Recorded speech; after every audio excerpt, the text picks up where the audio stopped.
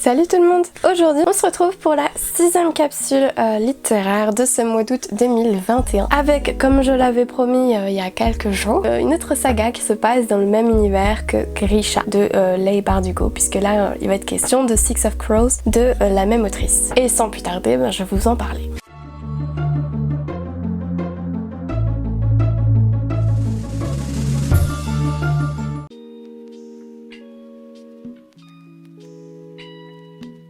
Alors, pour la petite info tout d'abord, il faut savoir que normalement dans le cycle, il est préférable de lire d'abord Grisha avant de se plonger dans Six of Crows, mais en toute honnêteté, vous pouvez très bien passer directement par Six of Crows sans lire Grisha, puisque tout simplement, il y a certaines infos qui risquent de vous échapper, certains petits clins d'œil que vous risquez de manquer, mais en soi, ça n'empêche pas la compréhension, puisque tout est expliqué, en tout cas notamment les grandes lignes telles que le fameux fold, la non-mère dont je vous avais parlé dans Grisha. Là, on va se retrouver dans de l'autre côté de cette non-mère, puisqu'on va se retrouver dans une sorte de ville portuaire, un peu du côté malfamé, au sein de Ketterdam. Et dans cet endroit un peu malfamé où les gangs se côtoient, on va en suivre un en particulier, je ne sais plus le nom du gang, bref, qui est dirigé par un certain Dirty Hands, qui n'est autre que Kaz Breaker. Kaz est accompagné par d'autres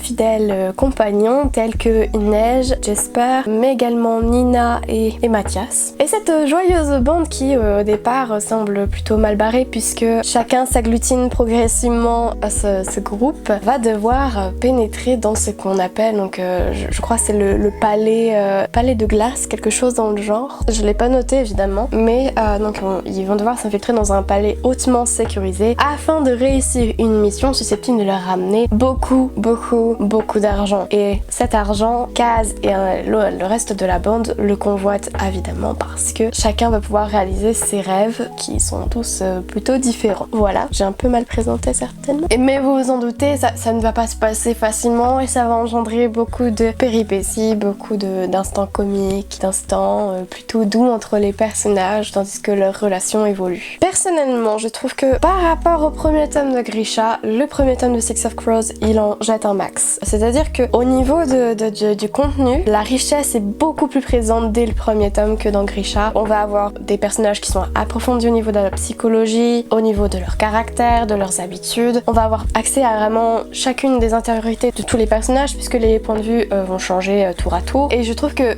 du fait de cette ambiance un petit peu entre gang, entre malversation, stratégie, le risque de tomber facilement dans les clichés que pouvait rencontrer donc le premier tome de Grisha. Là, personnellement, j'en ai pas vu de scène cliché. J'ai passé un très bon moment du début à la fin de la saga Six of Crows, qui d'ailleurs ne compte que 2 tomes. Et par contre, pareil que pour Grisha, c'est très addictif. Une fois que vous avez le premier tome, il vous faut le deuxième tome, surtout que on a le droit à un rebondissement qui nécessite absolument le deuxième tome pour pouvoir comprendre ce qui se passe, pour avoir la réponse. Et vraiment, du début à la fin, je n'ai pas été déçue. J'ai vraiment passé un très bon moment et je vous invite vraiment à le lire si vous le pouvez. En plus, les personnages sont plutôt attachants puisque, comme je le disais, on a accès à l'intériorité de chacun, ce qui permet donc de comprendre donc les enjeux personnels de chacun, leur histoire est vraiment très différente mais qui n'en reste pas moins marquante. Et puis leurs relations qui évoluent, ça les rend vraiment plus attachants, ils apparaissent plus humains, plus accessibles aussi que pour Grisha. En tout cas, je trouve que le travail réalisé au niveau des personnages est plus poussé dans Six of Crows que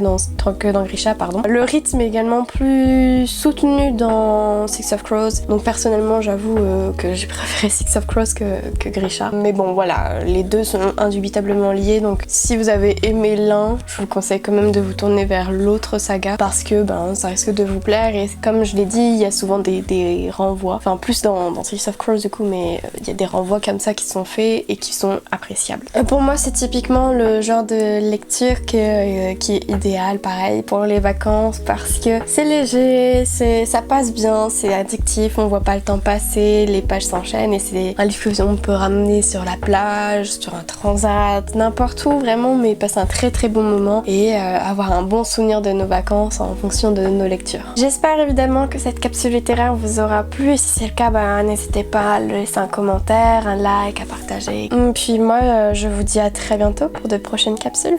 Salut!